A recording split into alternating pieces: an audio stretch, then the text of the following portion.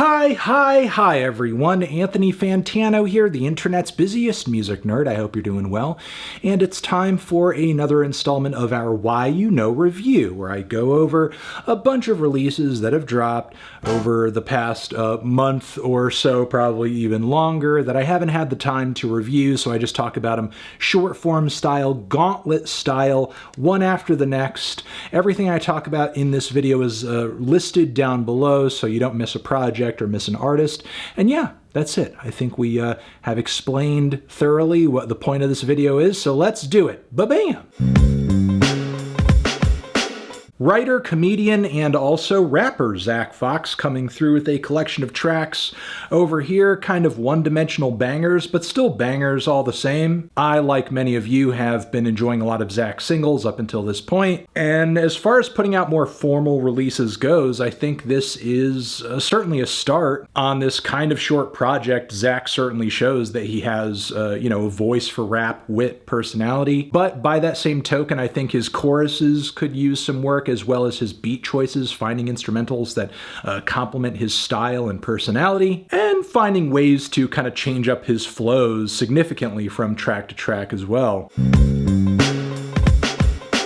Alternative R&B singer and songwriter CORBIN is back with a new project, one that I was pretty excited to jump into, considering how great the showing was on his last one, Mourn. But after listening to this one, I'm just left wondering what happened here between the bland beat and especially the very subpar vocal performances. This doesn't even feel like the same artist I was listening to on Mourn. This just doesn't even feel like the kind of record that you wait 4 years to hear, even with the pandemic being considered. And honestly, I'm just coming away from this project feeling extreme disappointment and not much else. Every Time I Die. This is one of the most celebrated albums in years from this Buffalo metalcore and post-hardcore outfit. I've often found myself not so much blown away by their stuff as much as other people have been in the past anyway, mostly because I find their style and approach to these genres to be a little basic, which I think is still kind of the case even with this record attempting to shake things up, because between the vocal and guitar work, I can say this is one of the band's more vibrant and melodic LPs to date. Look guys, I appreciate this record in a sense, but I'm not going to oversell it here and say it's one of my favorite releases of the year when it's not. But one thing I can say about Every Time I Die is that they're so mind-blowingly consistent, because there's so many bands from the era that they came out of who these days have completely quit or just sound absolutely awful, terrible, like you wouldn't want to listen to their shit in a million years. Meanwhile, Every Time I Die are sounding just as hype, just as crisp, just as vicious as they always have been. On this LP, performance-wise, they're showing just as much guts as they were in the 2000s, and even if this record isn't quite doing it for me, I can say that's at least something to celebrate. Record from Imagine Dragons over here that is somehow not too bad. It's not too bad. Now, it's not amazing. It's not one of the best I've heard this year, but it's certainly better than Origins, especially on the mix and master side. Like, there's actually some breathing room in the instrumentals to these songs. They're not quite so noisy and just generally garbage sounding. I also like how the band pushes it a little bit further on the vocal end. Some of the vocal performances on this thing are nuts. Like, really crazier than anything most mainstream rock bands are doing today. But, by that same token, there is a lot of awful sounding millennial pop rock all over this thing. Sometimes the lyrics leave a lot to be desired. So all in all, I'll say Imagine Dragons here surpassed my pretty low expectations, and I can at least applaud that. This new LP from City Morgue, while I can say I enjoyed it more than the recent Zillakami Dogboy solo record, I still have to acknowledge this is their most scant studio album to date. As far as songwriting and performance and overall griminess, I think their past two records were far better, and when it comes to this general trap punk and trap metal style they have going, it seems like with each release they have less and less ideas to offer up. For some reason, it just feels like these guys are slowly painting themselves into a corner. Unfortunately, we have another mild album from MAXO KREAM here, which, again, unfortunate, especially considering some of the beat choices on this record are good. There are some great features on it as well. In a lot of ways, at least on the surface level, MAXO gestures toward making hip-hop music that is more artful and more substantive than, you know, your average artist out there. But when you actually dive into it and, you know, observe some of the rapping and the performances and flows, it just comes across very so-so, especially on the delivery end, because a lot of the time, especially when there's a great feature on this thing, I think MAXO is what pops out the least on a given track. It sounds like something I should love. It sounds like something that should be one of my favorite projects of the year, but I'm just not finding a whole lot to hang on to as I listen to it. New record from The World is a Beautiful Place, which I found to be a refreshing change of pace from their last one, Always Foreign. Sonically and instrumentally, it felt grander in scope, and I think the slight shift over to more progressive and progressive rock stylings is certainly something. But is this my favorite crop of vocal performances and songs from the band? Not really. And then the whole thing finishes off with these two massive closers, which I think makes the record overall feel a little lopsided and feels like The World is kind of putting too many eggs in too few baskets, because honestly, I think the emo and post-rock blends that they embark on these tracks went over a lot better on their earlier stuff. Once more, I find this project way more interesting than their last, because it feels like they're, you know, trying something new and really reaching for the stars on this one. But whether or not it's panning out into something compelling, at least for me, is another story. J-pop star KYARY coming through the new one over here, where she's delving a little bit more into dance pop and electro pop. I mean, there are a few J-pop bangers that are very cute and very sweet, very endearing in the mix, but for the most part, we're getting a lot of dance beats on this one.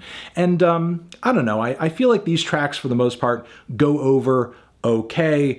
Some of them are kind of obnoxious. Some of them do feel a little generic for the style. I see this as a project where she is attempting some new sounds, some new directions, and the results of that are mixed and make for a kind of inconsistent album. New one from Liz Harris's Grouper. This is a kind of brief acoustic-driven record, which has, you know, been the predominant style of her past few projects, which is not really, I guess, a favorite of mine in her catalog. I much more favor the more ambient style releases that she's dropped over the years, with the exception of like Dragging a Dead Deer Up a Hill. And the reason for that, at least in terms of this new project over here, is I find a lot of the guitar work sort of average, the vocals just a bit too faint and buried and not really evoking much for me. I think the dry recording and production doesn't so much help either. But hey, if you're a longtime Grouper fan who typically enjoys her releases like this, I see no reason why you shouldn't enjoy this as well. It sounds just as quality and as consistent as anything she has put out in the past in this vein. I would just say it's mostly not clicking for me because this has not really been, you know, a direction I've been crazy about in her catalog as of late, and this is just sort of another chapter of that. Big Sean and Hit Boy teaming up for a new EP of tracks, a few bops, a few flops. Even if you're a fan of Hit Boy and Big Sean, if you missed out on this one, I wouldn't say you'd be missing out too much. I mean, maybe if this were an entire record and there were some bigger songs on it here and there, maybe it would really be something to talk about. But as it currently stands, I see this as something that's going to kind of wash in and out pretty quickly. It's even a shame this thing got released around a time when Kanye made those very disrespectful remarks about signing Big Sean. I mean, whatever momentum this EP had going at that point got completely mudded by those comments. So I don't know. I mean, while it's not as bad as a lot of Big Sean's earlier stuff, it's not amazing either. XENIA's new project here, I was really looking forward to it, especially considering how much I loved her last album. And one thing I do respect about this record is that man, in comparison with the last record and a lot of what is going on in the pop field and the indie field generally, this thing is wildly experimental. She does some crazy shit on this one with electronics, with beats, with auto-tune. But the issue is that I find a lot of it very grating. I want to put it in nicer terms than that, but that is genuinely how I feel, even though, again, I do like really appreciate the risk that she's trying to take on this one. Because even if it does come across kind of, you know, difficult to swallow, it does sound unlike a lot of what is out there. Like, XENIA has hit upon a pretty unique sound on this one. I can't deny that. So, like, is this project daring? It most absolutely is, but is it translating for me? Does it, like, actually sound appealing to me as I listen to it? No. As much as I do, again, like, really appreciate that it is trying something. And keep in mind, XENIA is an artist who was already relatively left field on her last record. I mean, already had a very bold standout sound, and she's really pushing it even further on this new one. Did it go so crazy that, yeah, it's kind of hard to take in? I think so, but maybe things will smooth out with some of these electronics and the auto-tune and stuff in the future. I guess we'll see.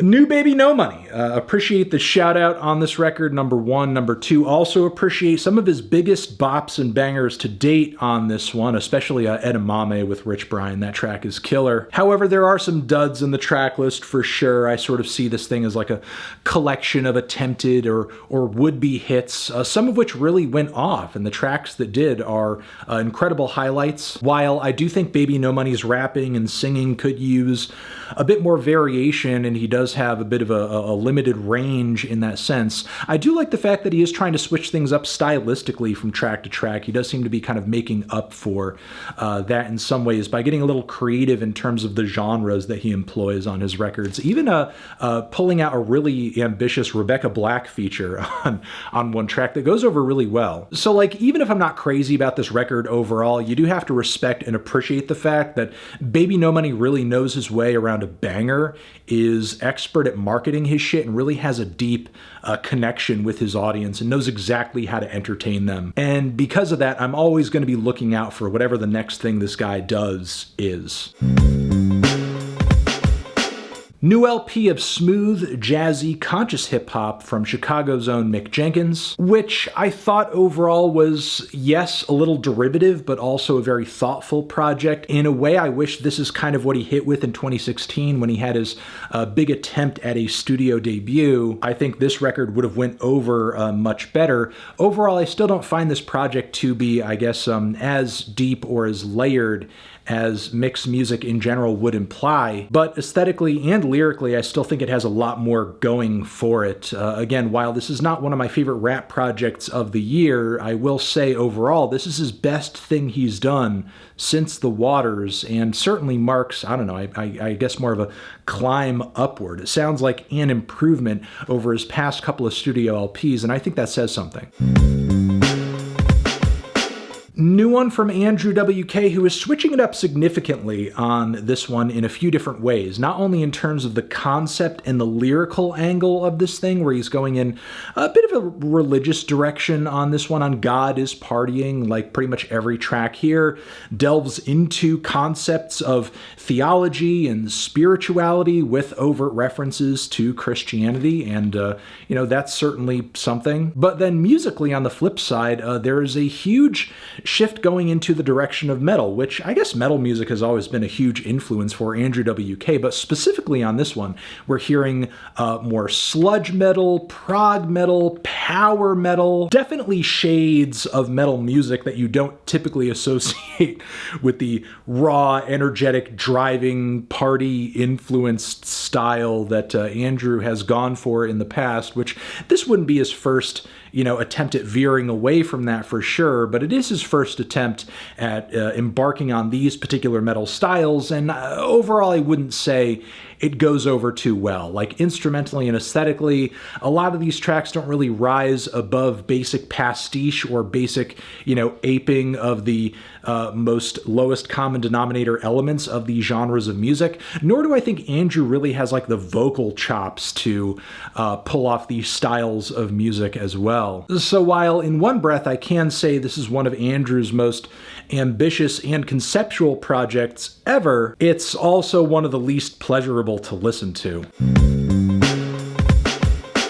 New solo LP from Damon Albarn, who due to Blur and Gorillaz, I obviously have a lot of respect and reverence for his musical mind, but I just have not in the past been all that crazy about a lot of his solo stuff. And while I do find this project over here to be better than his last major solo outing, Everyday Robots, I'm not finding this one to be a highlight in his overall discography for me either. I see it as a very dull and drab and kind of gray record overall. I guess in a way I am kind of intrigued by the extreme levels of melancholy that go into a solo project like this, but does it pan out into some of the best songs I think he's ever written? No, unfortunately. Zishin, have you given any of these projects a listen? Do you love them? Do you hate them? Why? What do you think I should review next?